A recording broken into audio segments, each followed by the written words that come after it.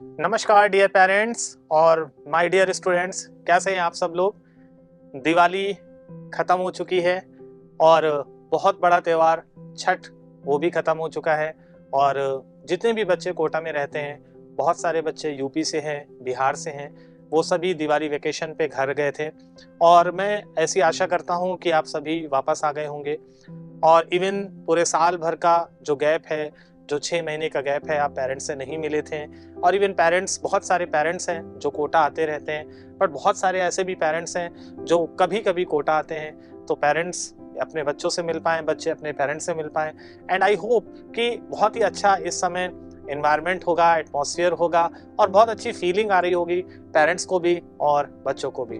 तो बच्चों, ये जो सेशन है डियर पेरेंट्स सेशन, ये पेरेंट्स के लिए भी है और सभी स्टूडेंट्स के लिए भी है।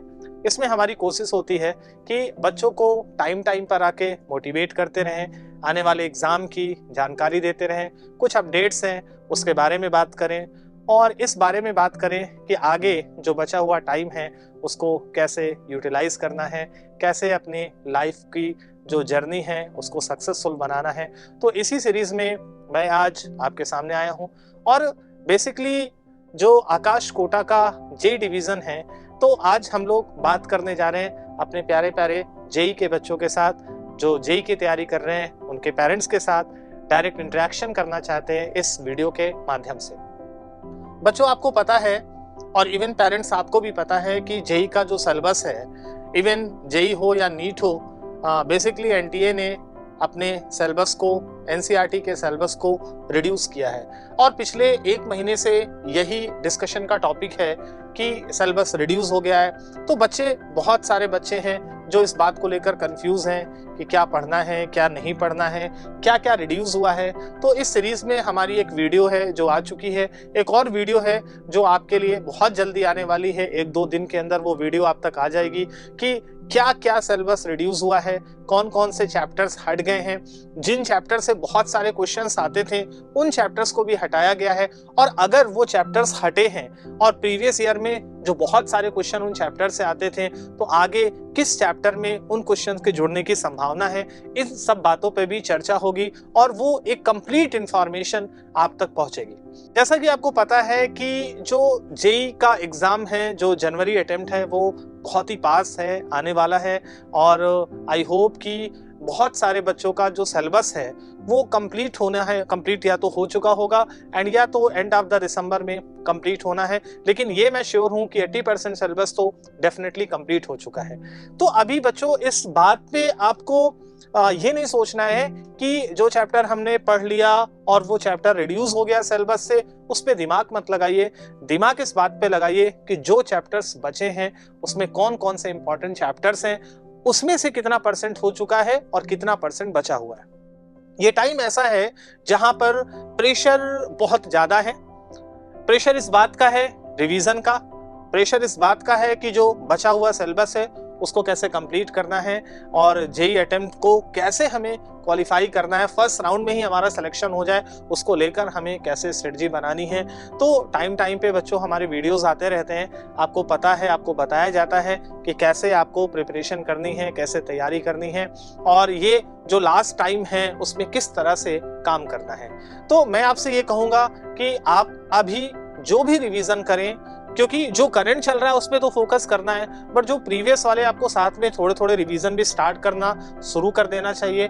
और वो जो टेस्ट के थ्रू रिवीजन होता है, लेकिन आप भी अपना एक सेट पैटर्न बनाएं और जो पुराने चैप्टर्स हैं उनके रिवीजन करें। और रिवीजन में थ्योरी पे बहुत ज्यादा फोकस ना करें, बल्कि जो रिवीजन करें वो क्वेश्चंस के थ्रू करें। आप क्वेश्चंस उठा लें, प्रीवियस ईयर के क्वेश्चंस ले लें हर चैप्टर्स के और उनके रिवीजन को आप स्टार्ट करें। बेसिकली केमिस्ट्री की अगर मैं बात करूं तो केवल एनसीईआरटी पर ही फोकस करना है। मेंस के लिए आपको किसी और किताब पढ़ने की जरूरत नहीं है, आप एनसीईआरटी पे फोकस करें और आपका जो मॉड्यूल है, जो आकाश का स्टडी मटेरियल है, केवल उस पर काम करें। एंड डेफिनेटली मेंस बहुत ही आसान सा एग्जाम होता है और अगर आपने लमसम एनसीईआरटी के सिलेबस को कंपाइल किया है तो डेफिनेटली आप क्वालिफाई करने वाले हैं और बहुत अच्छी परसेंटाइल्स आएंगे। अब बात यह है कि जो हमारा बचा हुआ टाइम है उस टाइम को कैसे यूज करना है, ये बड़ा इंपॉर्टेंट पार्ट है। क्योंकि ये वो टाइम है ना जहां पर प्रेशर बहुत ज्यादा बढ़ जाता है, क्योंकि बच्चे के दिमाग में कई सारी चीजें चल रही हैं। मैंने आपको एक तो बताया कि रिड्यूस सिलेबस, क्या पढ़ना है क्या नहीं पढ़ना, एक तो ये चल रहा है दिमाग में। दूसरा, कौन कौन से चैप्टर छूट गए हैं या कौन से चैप्टर्स हैं जिनकी प्रिपरेशन अच्छी नहीं है। तो जब ये प्रिपरेशन की जर्नी जब स्टार्ट होती है ना, तो उस लेवल पर जो कॉन्फिडेंस होता है, जब आप यहाँ पे कोचिंग आते हैं, एडमिशन लेते हैं, आप 12 पास करके आते हैं या आप 10th पास करके आते हैं यहाँ पे, तो बड़ा कॉन्फिडेंस होता है। आपके दिमाग में इतना कॉन्फिडेंस रहता है कि बस मैं कोटा पहुंचूंगा, मैं कोचिंग जाऊंगा और इस साल कुछ भी हो जाए मैं जेई को क्वालिफाई कर लूंगा, जेई एडवांस में क्वालिफाई करूंगा। उससे नीचे आप सोचते ही नहीं है, तो और डेफिनेटली सोचना भी नहीं चाहिए। आपकी जर्नी स्टार्ट होती है, आप कोचिंग में एडमिशंस लेते हैं, फिर आपको पता चलता है कि 11-12 में हमने क्या पढ़ा था या हमारा बेस वीक था, और यहाँ पे तो उस समस्या में उलझ जाते हैं कि वहां तो बेस वीक था, यहाँ पे बहुत सारी चीजें पढ़ाई जा रही हैं, और अगर आपने उस समय थोड़ा से भी ध्यान नहीं दिया तो डेफिनेटली एक दिन का जो बैकलॉग होता है उसे कवर करने में 3 दिन लगता है। और अब वो तो बैकलॉग हो गया, तो डेफिनेटली आगे वाली चीजें भी बच्चों को नहीं समझ में आती है। तो इसमें से बहुत सारे बच्चे तो ऐसे हैं कि उनके दिमाग में चलने लगता है जेई बहुत डिफिकल्ट है, जेई बहुत डिफिकल्ट है। बट एक्चुअल बात है कि जेई निकालने वालों से अगर आप पूछोगे तो वो डेफिनेटली आपको बोलेंगे कि जेई डिफिकल्ट नहीं है, बल्कि एक डिफरेंट एग्जाम है, एक डिफरेंट पैटर्न का एग्जाम है, जहां पर एग्जाम केवल आपके नॉलेज का नहीं है, जो एग्जाम है वो आपके धैर्य के, आपके पेशेंस के, आपके विल पावर के, आपके स्ट्रेंथ के, इन सारी चीजों का एग्जाम है। तो इस लेवल पे ये नवंबर चल रहा है, एंड ऑफ द नवंबर पे हम आ गए, और यहाँ पर कोई भी प्रेशर नहीं लेना है। एग्जैक्टली वही सोचना है जब आप यहाँ पर एडमिशन लेने आए थे। आज से जब आपकी जर्नी जहाँ से स्टार्ट हुई थी कोचिंग में, जो कॉन्फिडेंस था उसी कॉन्फिडेंस को फिर से बिल्डअप करना है। जो छूट गया है उसको अंडरलाइन करो, उसको लिखो, और लिखने के बाद उसे अपने मेंटर से उनके पास जाओ, हेजिटेट मत हो, आपकी जो समस्या है उसे बताओ। हम सब यहाँ पे बैठे हैं उसे सॉल्व करने के लिए। आप अपने पार्ट को निकालो, अपने मेंटर्स के पास जाओ और उसे बताओ कि मुझे ये समस्या है, मुझे ये चीज पढ़नी है। क्योंकि बच्चों, अभी नहीं तो कभी नहीं। आपको भी पता है कि जेई आपको ज्यादा अटेम्प्ट्स नहीं देने वाला है, और डेफिनेटली अगर जेई मेंस में आपका 99 परसेंटाइल आता है, 98 परसेंटाइल आता है, तो आपका फ्यूचर जो है वो सिक्योर हो जाता है। और उसे सिक्योर करने के लिए जितनी प्लानिंग कर सकते हो, जितनी स्ट्रेटजी बना सकते हो, बनाओ। टीचर्स क्या कहते हैं ये मत सोचो, टीचर्स की हेल्प लो। आपकी समस्या सॉल्व नहीं हो रही, आप 10 बार टीचर के साथ जाओ, उनसे मिलो, उनसे बातें करो। और हो सकता है कि एक बार टीचर 10 बार में एक बार टीचर आपको डांट दे, तो उसको ईगो मत बनाओ, क्योंकि तुम्हें अपना ईगो नहीं सेटिस्फाइड करना है, तुम्हें अपना फ्यूचर बनाना। और इस फ्यूचर को बनाने के लिए जिसकी जितनी हेल्प ले सकते हो आप उसकी हेल्प लो। मैं आपको एक छोटी सी बात बताता हूं कि टीचर्स हैं या पेरेंट्स हैं, पेरेंट्स का काम होता है बच्चे को शेप देना। पेरेंट्स तो एक कुम्हार है, जो एक घड़े को जैसे शेप दिया जाता है, वैसे पेरेंट्स भी अपने बच्चे को शेप देता है। अब जब वो शेप देता है तो उस पूरी जर्नी के दौरान बहुत सारी चीजें आती हैं। पेरेंट्स आपको डांटेंगे भी, पेरेंट्स आपको प्यार करेंगे, टीचर्स आपको डांटेंगे भी, टीचर्स आपको प्यार करेंगे, लेकिन इसे अपने पर्सनल ईगो पे नहीं लेना है, क्योंकि ये आपकी जर्नी को बेहतर बनाने के लिए सब कुछ किया जा रहा है। और अगर आपको कोई कंप्लेन, अगर टीचर डांट रहा है, पेरेंट्स आपको डांट रहे हैं, तो आप ये समझो इस बात को, इस एज में आने के बाद आप में इतनी मैच्योरिटी आ जानी चाहिए कि एक पेरेंट्स अपने बच्चे से ज्यादा किसी को प्यार नहीं करते। तो उनकी बातों को समझिए। वो अपनी आंखों में एक सपना देख रहे हैं, और वो ये सपना है कि उनका बेटा कुछ करे, उनका बच्चा कुछ करे। आप कुछ कर लोगे तो उनको आप लाइफ में क्या दोगे? आप अपनी लाइफ बेहतर बनाओगे, लेकिन उनका जो मान सम्मान बढ़ेगा ना, उससे ज्यादा उनको और कुछ आपसे चाहिए ही नहीं। और वो ये जो शेप देने वाला टाइम चल रहा है, इसमें एक अच्छा सा आप शेप लो।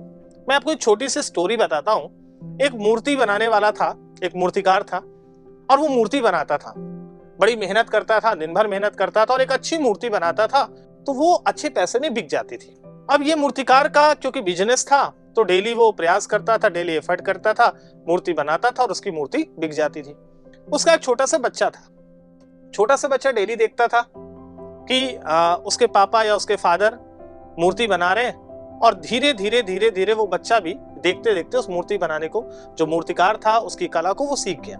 और बेसिकली हर पेरेंट्स अपने बच्चों को अपनी कला तो देते ही हैं, जो अपना बेस्ट है वो उसे सिखाते हैं। तो वैसे उस मूर्तिकार ने अपने बच्चे को भी, अपने बेटे को मूर्ति बनाना सिखा दिया।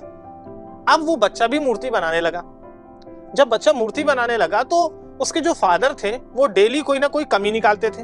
तो उस बच्चे को बुरा लगता था, वो उसको ये लगता था कि मैं तो मूर्ति बना रहा हूँ, बट ये मेरे फादर या मेरे पापा ये मेरी शिकायत क्यों कर रहे हैं, या रोज कमी क्यों निकाल रहे हैं। अच्छा, वो शुरू में जब कमी फादर निकालते हैं, बच्चा छोटा होता है, कमी निकालता है, तो बच्चा उसको सुधारने की कोशिश करता है। जब वो छोटा होता है तो वो भी जो लड़का था वो उस शिकायत को सुनकर धीरे धीरे हर दिन थोड़ा थोड़ा प्रयास करता, उसकी मूर्ति और अच्छी बनती और अच्छी बनती। और एक समय ऐसा आया जब उसकी वो इतनी अच्छी मूर्ति बनाने लगा कि फादर और बच्चा, उनका लड़का, दोनों मूर्ति बनाते थे, लेकिन जो लड़का मूर्ति बनाता था वो बहुत जल्दी बिक जाती थी और बहुत सारा उसको पैसा भी मिलता था।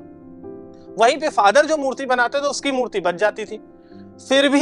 फिर भी उसके फादर रोज उसमें कमी निकालते थे।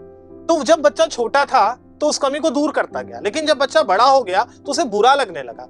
उसको लगने लगा कि अरे मेरी मूर्ति तो बहुत अच्छी रहती, मेरी मूर्ति तो मेरे फादर से भी अच्छी रहती, फिर भी उसके फादर, मेरे पापा क्यों कमी निकाल रहे हैं। यही बात, सेम बात आप पर लागू होती है। इस स्टेज पे क्या होता है कि आपके टीचर कुछ बोल रहे हैं, आपके फादर कुछ बोल रहे हैं, आपके पेरेंट्स कुछ बोल रहे हैं, आपको लग रहा है आप बहुत स्मार्ट हो, लेकिन यकीन मानो आपसे बहुत ज्यादा स्मार्ट आपके पेरेंट्स हैं, आपसे बहुत ज्यादा स्मार्ट आपके टीचर्स हैं। इसलिए आपका काम है एक सच्चे फॉलोअर बनना। हमेशा किसी ने कहा है कि अगर जीवन में तरक्की करना है, जीवन में अगर सक्सेस पानी है, तो दो बातें ध्यान रखो, हमेशा भूखे रहो और दूसरा हमेशा मूर्ख बन के रहो। क्योंकि भूखे रहोगे तो खाना खाने की चाह होगी और मूर्ख अगर बन के रहोगे तो सीखने की चाह होगी।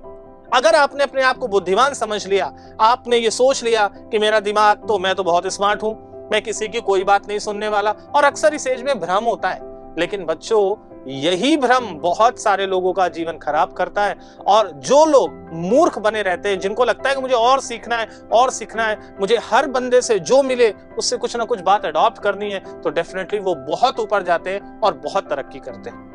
तो बेसिकली क्या है कि जो पेरेंट्स आपसे कह रहे हैं, जो टीचर्स कह रहे हैं, उन्हें फॉलो करना है। और धीरे धीरे मैं उसकी बात करता हूं, वापस लाता हूं कि फिर वो मूर्तिकार जो था, जो फादर थे, वो बच्चे की फिर भी शिकायत निकालते रहे। और एक दिन क्या हुआ कि जो बच्चा था वो अपने फादर से इरिटेट हो गया, उनकी बातों को मानना बंद कर दिया। जब उसने अपने फादर की बातों को मानना बंद कर दिया तो उसकी मूर्ति जो है, जो डेली इंप्रूवमेंट हो रहा था, जो निखार आ रहा था, वो निखार आना बंद हो गया। और फिर एक ऐसा समय आया कि उसकी मूर्ति बिकनी बंद हो गई या उसका रेट कम मिलने लगा। और फिर जाके उसको समझ में आया काफी समय बाद कि फादर जो भी बोल रहे हैं, टीचर्स जो भी बोल रहे हैं, वो उसके भले के लिए बोल रहे हैं, और आपको भी एग्जैक्टली यही फॉलो करना है। तो एक सिस्टमैटिक प्लान बनाना है, एक सिस्टमैटिक, क्योंकि ये समय जीवन में दोबारा वापस नहीं आने वाला। और ये तो एक माध्यम हो सकता है आपकी सफलता का। आपको ऊंचाइयों तक पहुंचना है तो कोई एक रास्ता चाहिए, और वो रास्ता आपने अपनी मर्जी से चुना है। आपको जेईई में क्वालिफाई करना है, आपने अपनी मर्जी से सुना है कि मुझे यहां पर पहुंचना है, तो ये पहली सीढ़ी है और इसे ये पार करना ही पड़ेगा, क्योंकि ये जो सीढ़ी है ये आपको बहुत ऊपर ले जाने वाली है। और मात्र समय जो बचा है वो 2 महीने का है। बहुत शक्ति चाहिए, मन को एकाग्र करना पड़ेगा, साधना करनी पड़ेगी। बैलों की तरह काम नहीं करना, स्मार्ट काम करना है।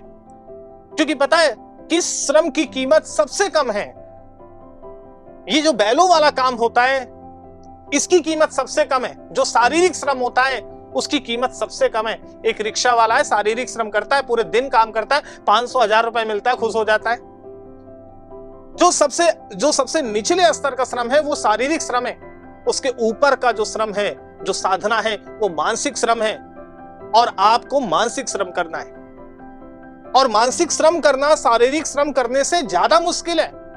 आप 8 घंटे, 6 घंटे, 3 घंटे गेम खेल सकते हो, क्रिकेट खेल सकते हो, शारीरिक श्रम है।